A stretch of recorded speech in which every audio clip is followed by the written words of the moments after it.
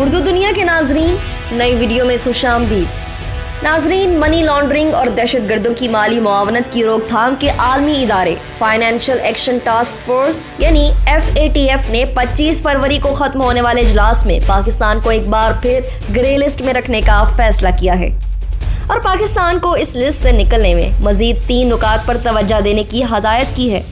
اس اجلاس میں فیصلہ کیا گیا ہے کہ پاکستان کو 3 سفارشات پر مزید کام کرنے کی ضرورت ہے، اس لیے اسے جون 2021 تک گرے لسٹ میں ہی رکھا جائے۔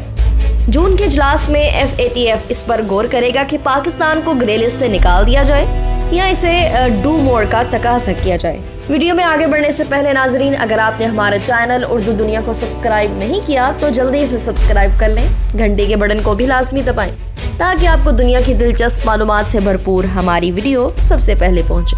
ناظرین، جب سے پاکستان کو FATF کی گرے لسٹ میں شامل کیا گیا ہے، پاکستان کے پڑوسی ملک انڈیا نے بڑھ چڑھ کر پاکستان کو بلیک لسٹ میں ڈالنے کی کوششیں کی ہیں اور کئی بار تو انڈیا کے سینئر وزراء FATF کے اجلاس سے پہلے پاکستان کے بلیک لسٹ میں جانے کی پیش گوئیاں کرتے رہے ہیں، لیکن ابھی تک ایسا نہیں ہو پایا ہے۔ FATF کے حالیہ اجلاس کی جو اطلاعات سامنے آئی ہیں، ان کے مطابق اس اجلاس میں پاکستان کے روایتی حریف انڈیا سے بھی بڑھ کر یورپ کے ایک بااثر ملک فرانس نے پاکستان کو FATF کی گرے لسٹ سے نکالنے کی مخالفت کی ہے۔ ناظرین، یہاں سوال یہ ہے کہ فرانس پاکستان کی مخالفت کیوں کر رہا ہے؟ اس مخالفت اور پاکستان کو گرے لسٹ میں رکھنے کا کیا فائدہ ہے؟ اس کے علاوہ فرانس یہ سب کچھ اپنے کس آقا کو خوش کرنے کے لیے کر رہا ہے؟ یہ بات صاف ظاہر ہے کہ فرانس اور انڈیا کا گٹھ جوڑ اس کی سب سے بڑی وجہ ہو سکتا ہے۔ انڈیا تو 1989 سے جب سے FATF کا قیام عمل میں آیا ہے، پاکستان کو بلیک لسٹ میں شامل کرنے کی سر توڑ کوشش کر رہا ہے، مگر اس کی تمام تر سازشیں ہمیشہ سے ناکام ہو رہی ہیں، حتیٰ کہ اس نے اپنے مقاصد حاصل کرنے کے لیے اسرائیل، امریکہ اور فرانس تک کی مدد حاصل کرنے سے بھی دریغ نہیں کیا اور اپنے ہوائی اڈے تک امریکہ اور اسرائیل کو استعمال کرنے کے لیے دیے۔ اس سے بھی بڑھ کر حساس انفارمیشن کا تبادلہ تک کرنے کا معاہدہ امریکہ کے ساتھ کر ڈالا۔ ابھی حال ہی میں بھارت فرانس سے رافیل طیارے خریدنے کے علاوہ جدید فرانسیسی اسلحہ خریدنے کے معاہدے کر چکا ہے، جس کی وجہ سے فرانس کا مکمل جھکاؤ بھی انڈیا کی طرف دیکھنے میں آ رہا ہے۔ فرانس کے اس عمل کی دوسری بڑی وجہ پاکستان کا گستاخانہ خاکوں کے خلاف شدید رد عمل بھی ہو سکتا ہے، جس کی وجہ بھی واضح ہے کہ فرانس میں آزادی رائے کے نام پر اس طرح کی گھٹیا حرکت کرنا معمول بن چکا ہے۔ حالانکہ کسی بھی مہذب معاشرے میں انسانی حقوق کو کسی بھی مذہب کی توہین کے لیے استعمال نہیں کیا جاتا۔ اس کے بعد فرانسیسی حکومت کا منفی رویہ بھی پوری دنیا کے علاوہ یورپ بھر میں انتہائی مذمت کا شکار رہا۔ شاید پاکستان کے قدرتی رد عمل کا جواب FATF کے فورم پر اس انداز سے دینا فرانس کی چھوٹی سوچ کی عکاسی ہے۔ تیسرا اہم نقطہ یہ ہے کہ بیشتر اسلامی ممالک نے فرانس کی مصنوعات کا اسی زور سے بائیکاٹ کر رکھا ہے جب سے فرانس نے امت مسلمہ سے معافی مانگنے کی بجائے ہٹ دھرمی سے کام لیا، جس کا فرانس کو ناقابل تلافی نقصان ہو چکا ہے۔ یہ مخالفانہ اقدام اسی سوچ کے تحت بھی ہو سکتا ہے کہ فرانس نے موقع غنیمت جان کر پاکستان کو FATF میں پچھاڑنے کی آخری کوشش کی ہو تاکہ پاکستان کو بلیک لسٹ میں ڈالا جا سکے۔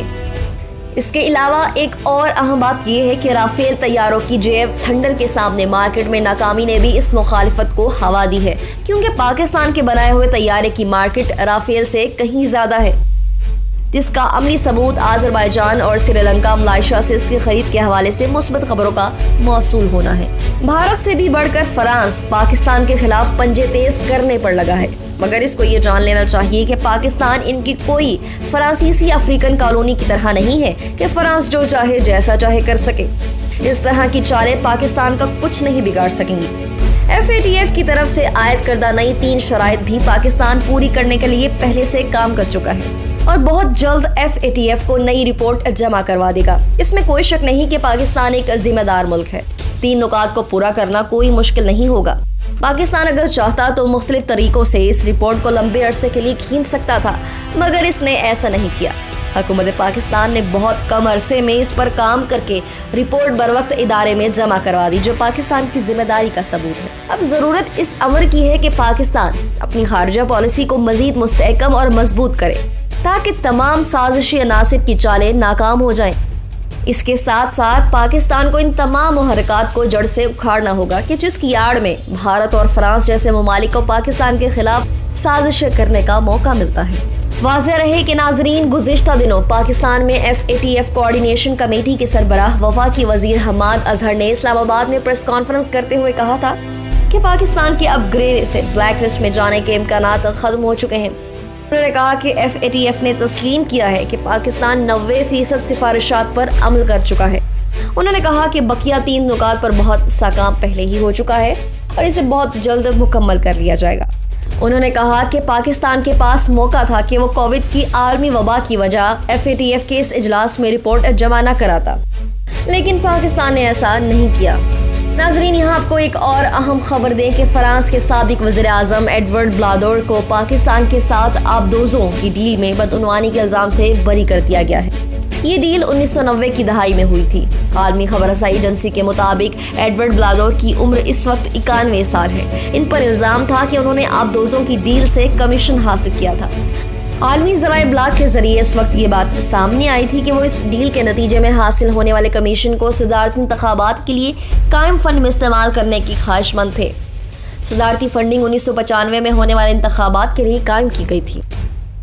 فرانس کے سابق وزیر دفاع فرانکوس کو اثاثوں کے غلط استعمال میں ملوث ہونے کے الزام میں $1,20,000 جرمانہ بھی عائد کیا گیا تھا۔ اسی کیس میں گزشتہ سال 6 افراد کو قید کی سزا سنائی گئی تھی۔ خبر رسائی ایجنسی کے مطابق اس سلسلے کی تحقیقات اس وقت شروع ہوئی تھی جب 2002 میں ہونے والے ایک حملے میں 11 فرانسیسی انجینئرز ہلاک ہو گئے تھے۔ یہ حملہ کراچی میں ہوا تھا۔ کراچی میں ہونے والے حملے کی ذمہ داری اس وقت اعلیٰ حکام نے انتہا پسندوں پر عائد کی تھی۔ تاہم اس شک کا اظہار بھی کیا گیا تھا کہ فرانس کے صدر ساک شراک کی جانب سے خفیہ ڈیل میں حاصل ہونے والے کمیشن کی رقم ادا نہ کرنے کی وجہ سے ایسا کیا جا سکتا ہے۔ پاکستان کے ساتھ طے پانے والے آبدوزوں کے معاہدے میں اپنے اوپر عائد کردہ الزامات سے سابق وزیر اعظم ایڈورڈ بلادور اور سابق وزیر دفاع فرانکوس نے انکار کر دیا تھا۔ فرانس میں گزشتہ سال جون کے اندر 3 سابق حکومتی اہلکاروں اور 3 دیگر کو 2 سے 5 برس قید کی سزا دی گئی تھی۔ جن افراد کو سزا دی گئی تھی ان میں سابق کیمپین مینیجر فرانکوس لیوٹارڈ کے سابق مشیر اور فرانس کے سابق صدر نکولس سرکوزی کے مشیر شامل تھے، جو اس وقت سیلز اور کمیشن کے انچارج تھے۔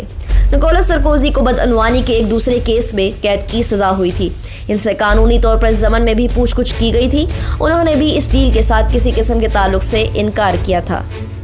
نئے آنے والے ناظرین سے ایک بار پھر گزارش ہے، ہمارے چینل کو سبسکرائب کریں اور گھنٹی کے بٹن کو کلک ضرور کریں۔ ویڈیو پسند آنے پر فیس بک اور واٹس ایپ گروپس میں بھی شیئر کر دیں۔